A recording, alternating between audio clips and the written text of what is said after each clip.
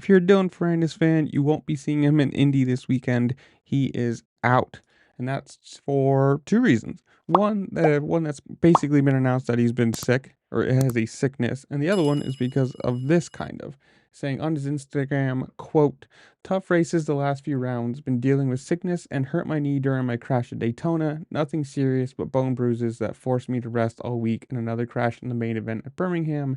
Very disappointed for the team and people who support me.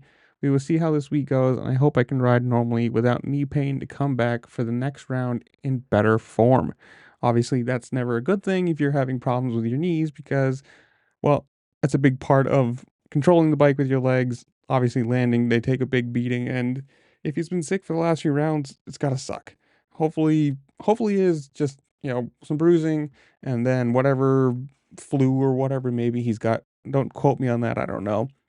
Whatever sickness he has, he can just get over it this week, get some time on the bike in, and come back for, oh geez, what's the next round? Seattle, the 23rd. So sadly, you won't see him in Indy this week, but hopefully next week. And who knows?